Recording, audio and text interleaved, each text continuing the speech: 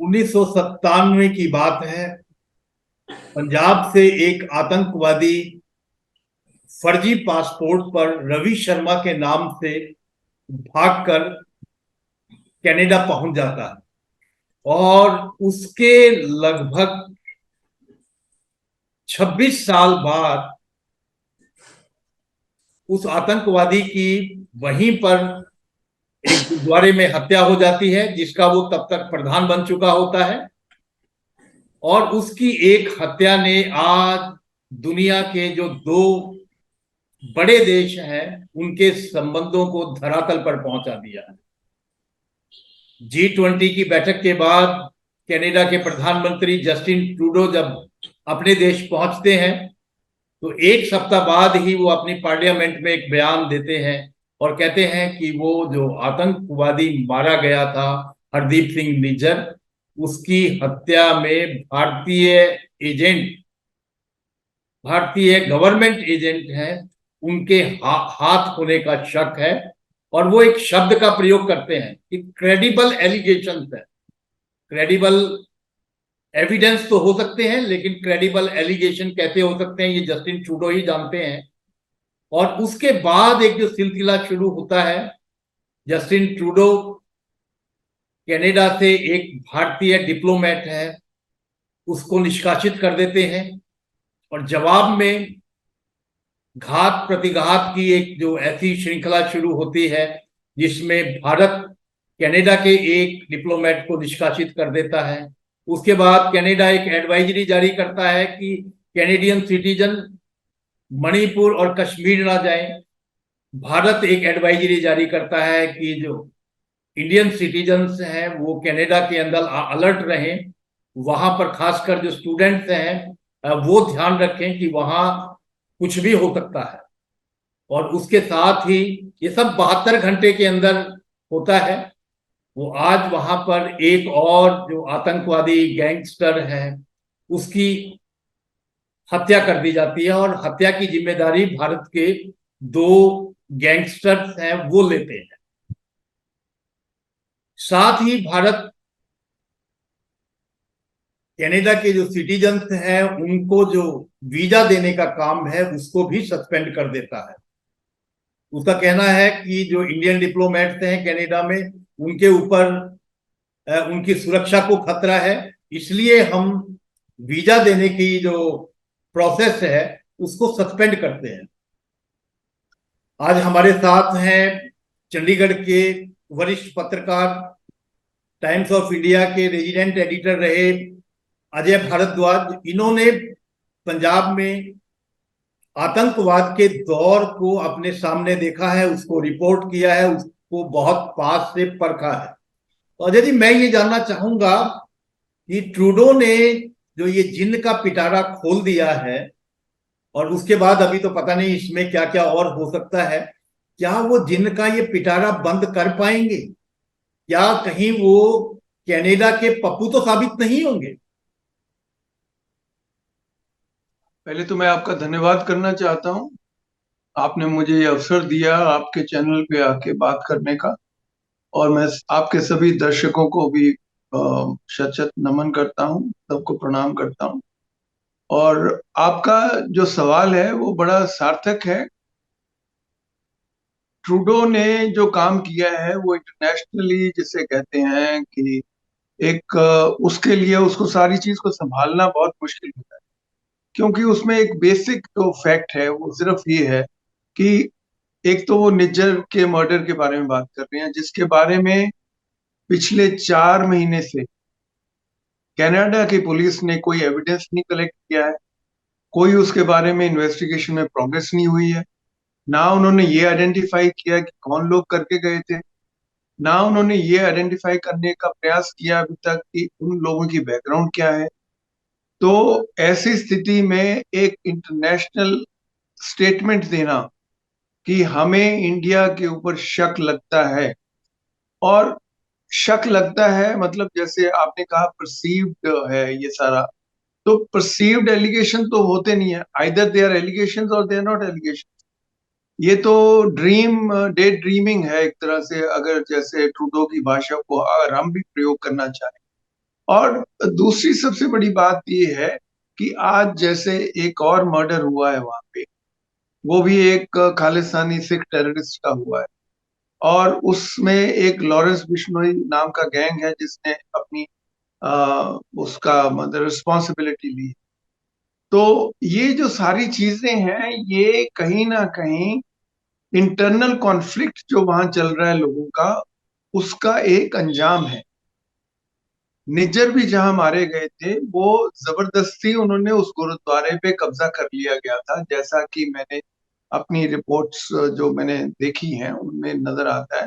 क्योंकि अभी तक ये भी साबित नहीं हो रहा है कि वो कनाडा के सिटीजन थे कि नहीं थे, वो इलीगली गए थे जैसा कि आपने अभी बताया।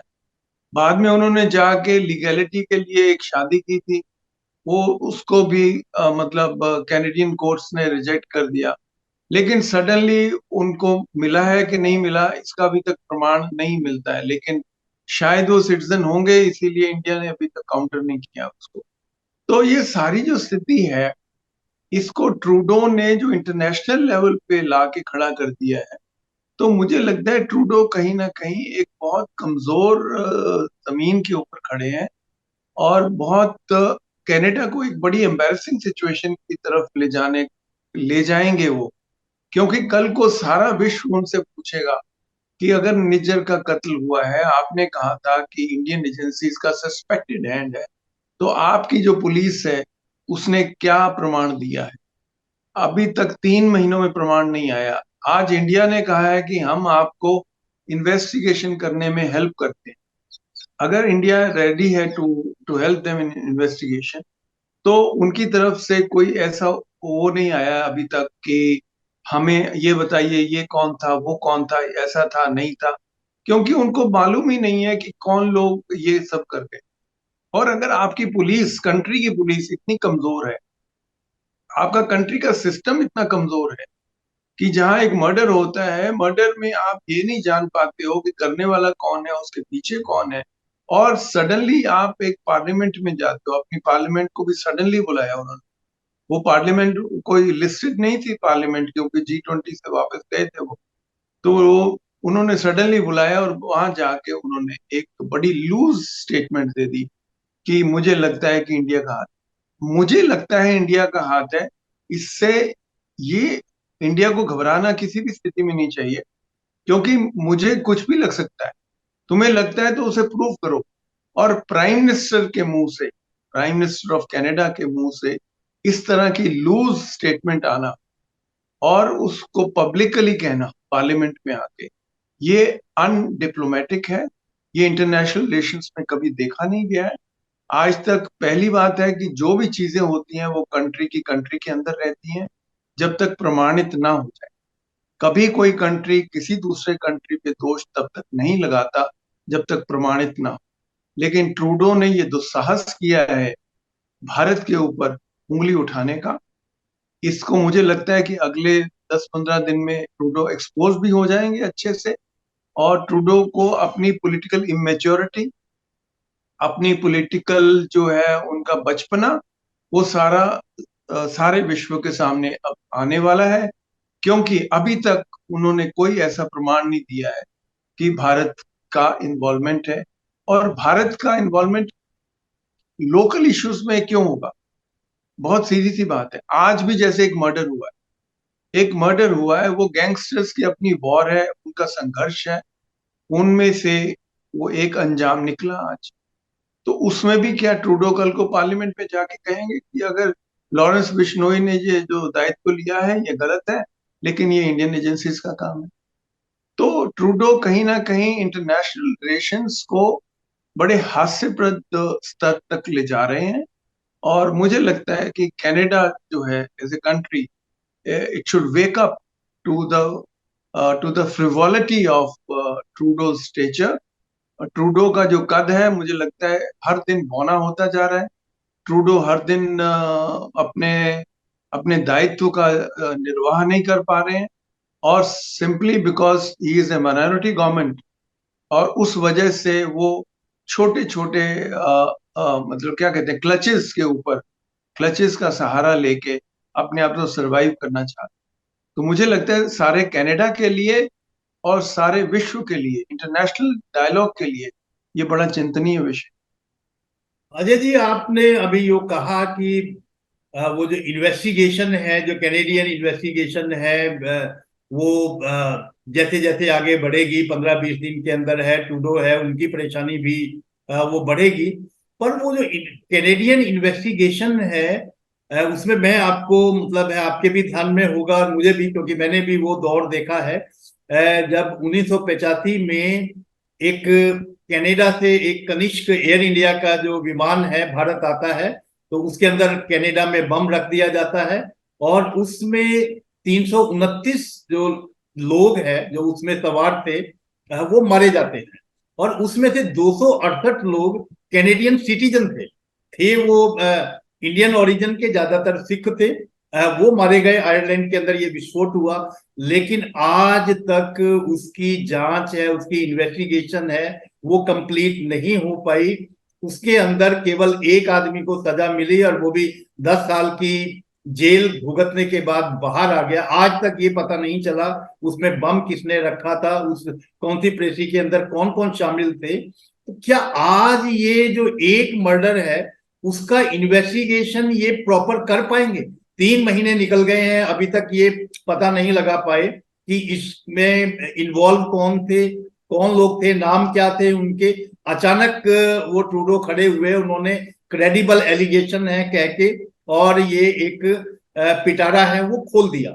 लेकिन मुझे ये लगता है कि अगर कनिष्क की जो वो इन्वेस्टिगेशन आज तक नहीं पूरी हो पाई, जो कि 1985 के अंदर हादसा हुआ था, ये इस इन्वेस्टिगेशन को पूरा कर पाएंगे क्या?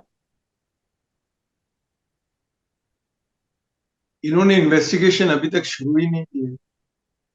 इनको अभी तक यही नहीं पता कि किस मोटरसाइकिल नंबर से वो लोग आए थे।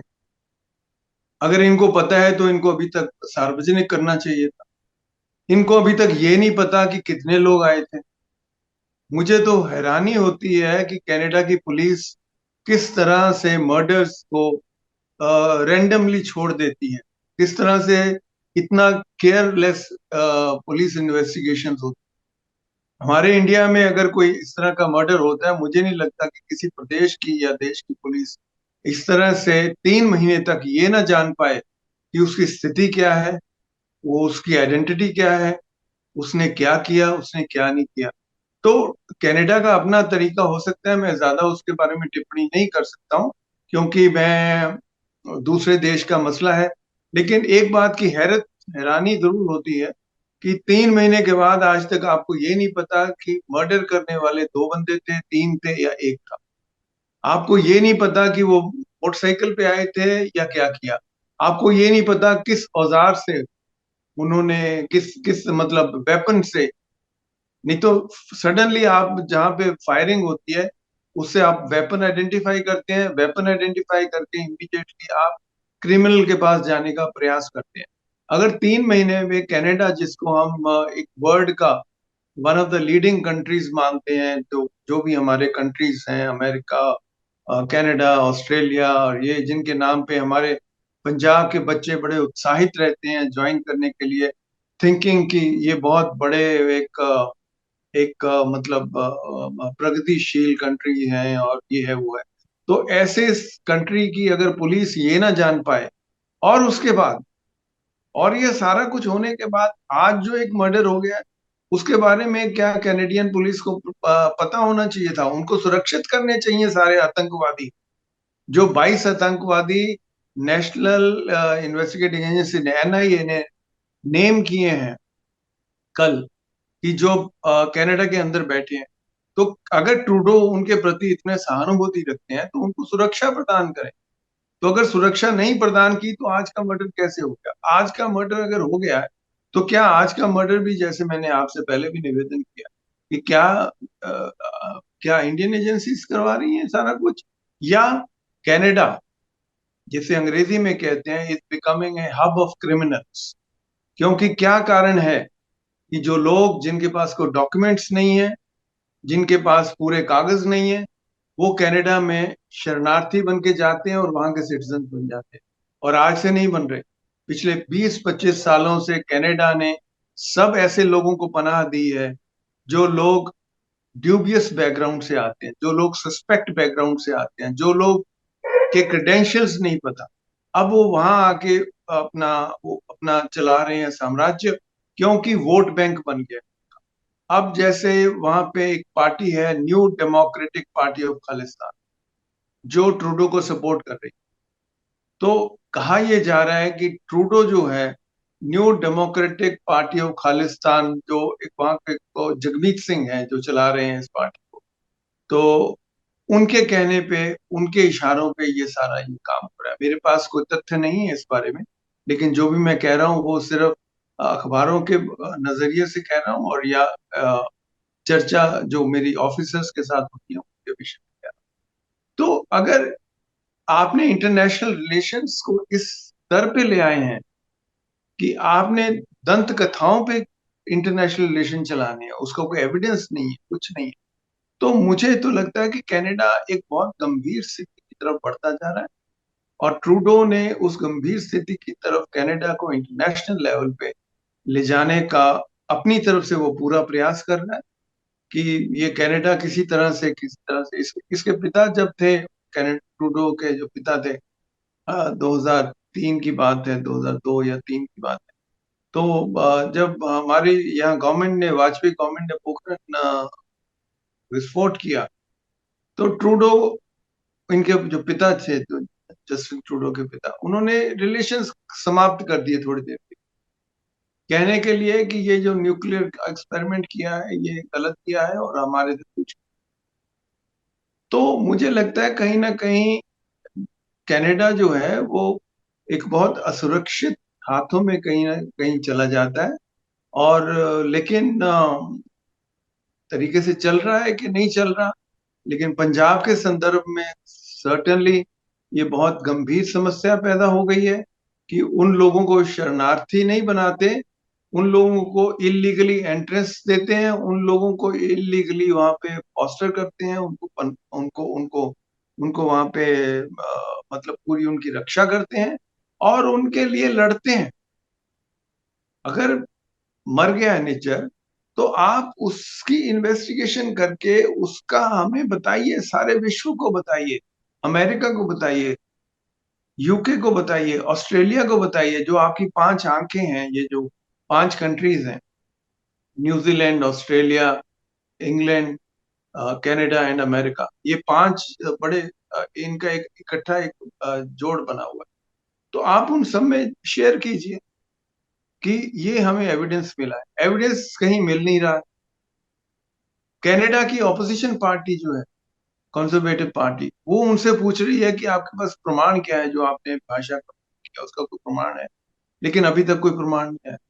इंडिया ने आज एक स्टेटमेंट रिलीज की है, मतलब आज पहली बार इंडिया ने मिनिस्ट्री ऑफ एक्सटर्नल अफेयर्स से स्टेटमेंट रिलीज हुई है, जिसने साफ शब्दों में कहा है कि हमें इन्होंने पिछले 48 घंटों में कोई प्रमाण नहीं दिया है, तो हमें लगता है, ये भारत की स्टेटमेंट है, हमें लगता है कि ये सारा एक्शन जो है वो पॉलिटिकली मोटिवेटेड। तो कहीं ना कहीं मुझे लगता है ट्रूडो जो है वो कनाडा को एक, जैसे अंग्रेजी में कहते हैं कि he is driving it to the brink, एक ऐसी स्थिति में ले जाएंगे जहां कनाडा के लिए इंटरनेशनल एम्बेरसमेंट को फेस करना मुश्किल हो जाए। कनाडा के एक जो वहाँ जो प्रोविंस है, उसके जो फॉर्मर प्रीमियर हैं, वो पंजाबी ओरिजिन के हैं, उज्जवल दोसांझ। उनसे शायद आप भी मिले होंगे, मैं भी मिला होगा। आज उन्होंने एक बहुत अच्छी बात की है, और उनका कहना ये है भी अगर खालिस्तान बनाना ही है, चाहे वो ट्रूडो सपोर्ट करें या पन्नू मतलब उसकी डिमांड करें, तो वो कनाडा के अंदर ही क्यों ना बना दिया जाए। जरूरी है कि वो मतलब है भारत के अंदर ही बनेगा, वो कनाडा के अंदर भी बन सकता है। इस तरह की बात उन्होंने पंजाबी ओरिजिन के जो फॉर्मर प्रीमियर हैं, बड़े सीनियर पॉलिटिशियन है वहां के, उन्होंने कही है मतलब। तो इसके साथ ही अजय जी, क्योंकि समय खत्म हो रहा है, आपका आपने इस सारे विषय के ऊपर बहुत सारी रोशनी है वो डाली है, और बहुत सारे जो विचार के लिए बिंदु भी छोड़े हैं। आपका बहुत बहुत धन्यवाद।